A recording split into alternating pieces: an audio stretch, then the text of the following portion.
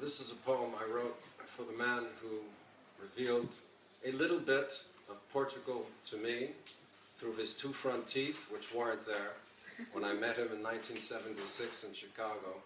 A very lovely man who took great pride in having a great deal of fun.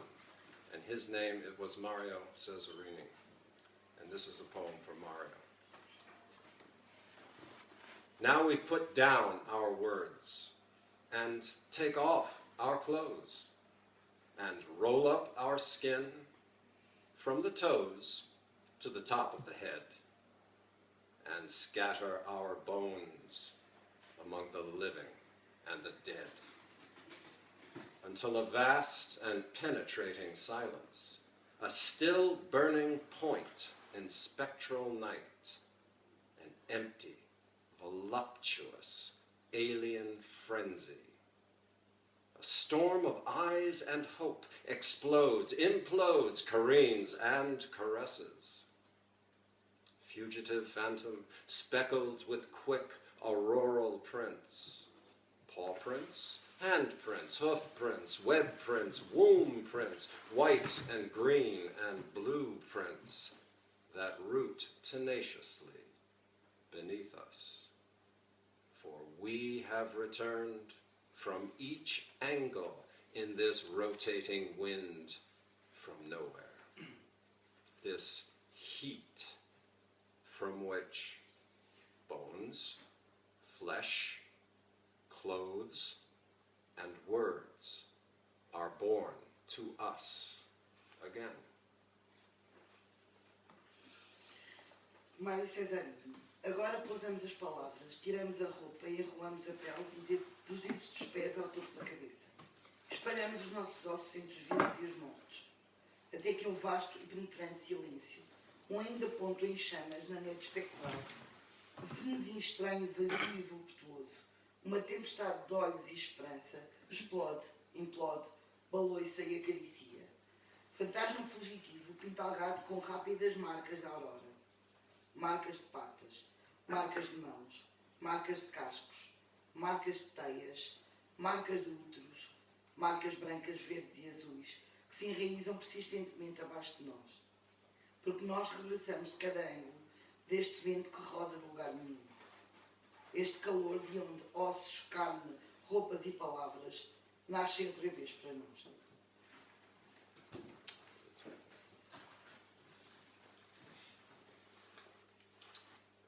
Rome Amor was a book I wrote a few years ago.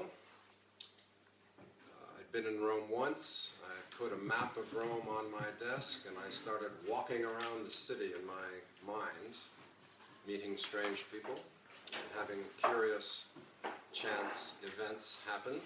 And one of them happened near dawn, when the clubs have slowed to a crawl, and the city, for a few minutes at least, seems to sleep the sleep of the just, carrying birds, cars, drunks, trucks, planes, and dogs along with it. Fantastic creatures come out to play then, flickering there before the sun dissolves them. Hermaphrodites, decked in gory camaraderie, where bums bury suns and nauseous lupine, and spittle spins trumpets in a distant, deviled sigh. If you catch them in those long tunnel alleys between nowhere and nowhere, gutting each other with sharp silver tongues, as if wit were torture, and blood a very meager soup, crashing lady luck for a moment's laughter, you'll forfeit a dream, no more, no less. Sooty phantoms that they are, and the first cold fortunes that burn us to life. Junto à madrugada, quando os bares começam a fechar e a cidade, por breves minutos apenas, parece dormir o sono dos justos, levando pássaros, carros, bêbados, caminhões, aviões e cães consigo. saem para brincar criaturas fantásticas, esvoaçando até o sol as dissolver. Hermafroditas deitados em sangrenta união, onde vagabundos enterram sóis em saliva e lupinas náuseas, num turbilhão de trompetes à distância de um demoníaco suspiro. Se os encontrares, nestes longos túneis que são os becos, entre lugar nenhum e lugar algum, devorando-se uns aos outros com línguas prateadas, como se o conluio fosse uma tortura e o sangue escassa sopa, trocando o destino por um sorriso, perderás o sono, nada mais, nada menos. Aqueles que são os negros fantasmas das primeiras e frias horas que nos queimam até à vida.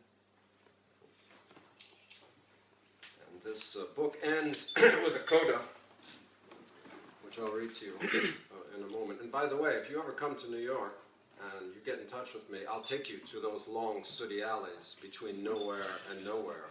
Now, those hermaphrodites aren't there anymore, but they used to be.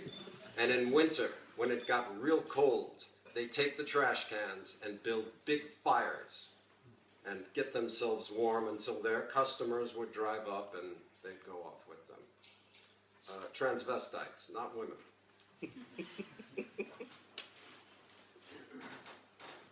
So in a moment we'll meet, say hello, and smiling, for there is no better smile than what chance returns to us. We will pass through the words we give to one another. We will pass through the accent that tips on the apse of the fulcrum between never and always, leaving to judgment this presence that pearls on the page.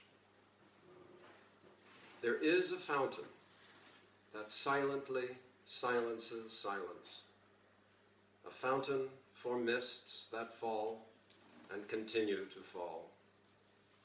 And this fountain of fall, this falling fountain of silence, silently silencing silence, is the same fountain in the same place where the moment we meet flees. I call this fountain Roma. You call it amor. Coda. Daqui a nada iremos conhecer-nos, dizer olá, sorrir, pois não há melhor sorriso do que aquele que o acaso nos devolve. Iremos passar por entre as palavras que daremos um ao outro. Passaremos por entre a pronúncia que toca ao de leve o centro da crase, entre nunca e sempre, deixando à consideração esta presença de lágrimas na página. Há uma fonte que silenciosamente silencia o silêncio, uma fonte de onde caem nevoeiros e continuam a cair. E esta fonte em queda silenciosa, que silenciosamente silencia o silêncio, é a mesma fonte daquele mesmo lugar, onde o momento em que nos conhecemos foge. Chamo a essa fonte Roma. Tu, amor. I'll read one more. This is not translated into Portuguese. It's called The Invention of Morel. And I dedicate this to my wife, Carolyn. But I did not touch you. I touched your image. The image that you have given to me, and that has made me into the image I give you.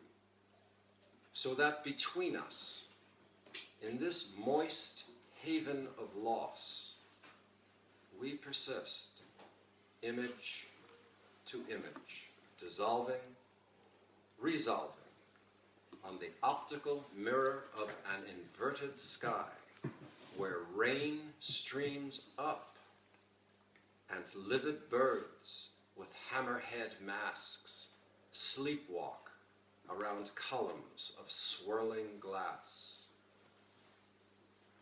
And now that I know how much we have imagined each other, and how long it has taken to know it, what our lives mean, and how we have attained the weightless eminence of being imagined, life to life, breath to breath, hand to hand. I know that knowing will merge with your image, that I will become the image you have given me, and you the image I have given you.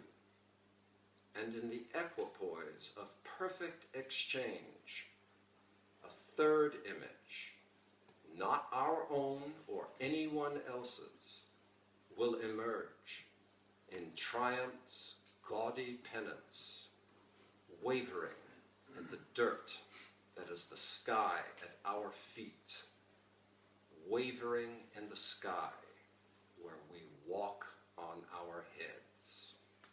Thank you very much.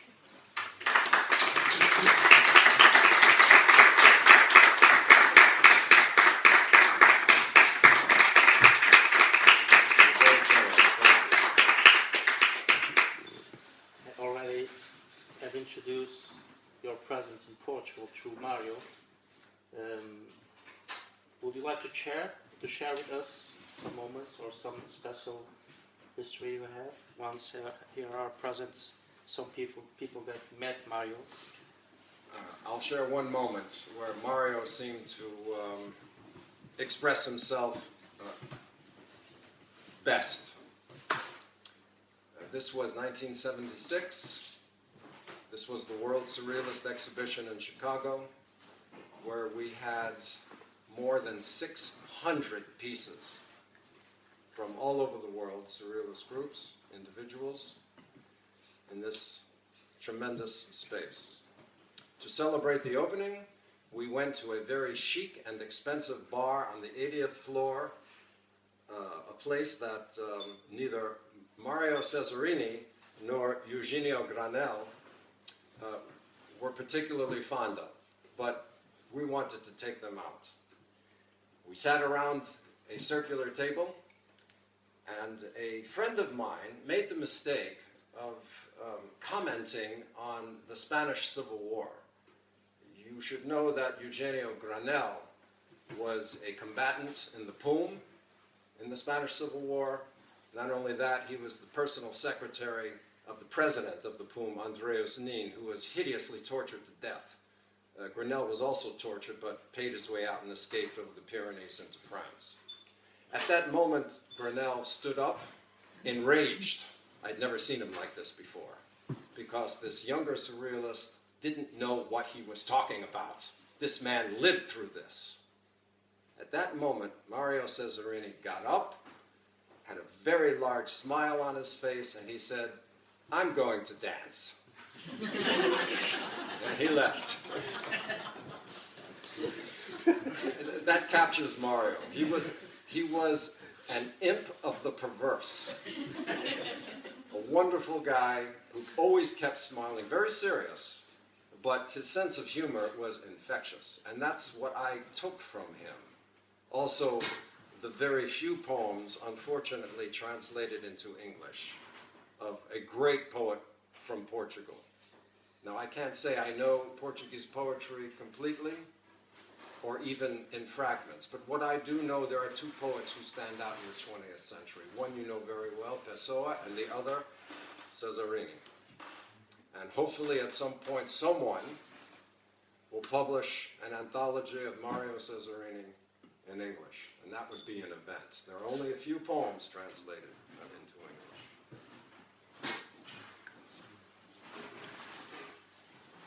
So how do you begin to write surrealist poetry, if I can name surrealist poetry or poetry as surrealist, but how do you get in? Well, it took me, I became a poet at a young age, 15 maybe. I knew that's what I wanted to do. How to do it, learning how to do it, finding a way into it, that's something else. Of course, young poets mostly mimic older poets. You find your voice that way. You read someone you like, you write like that person a little bit,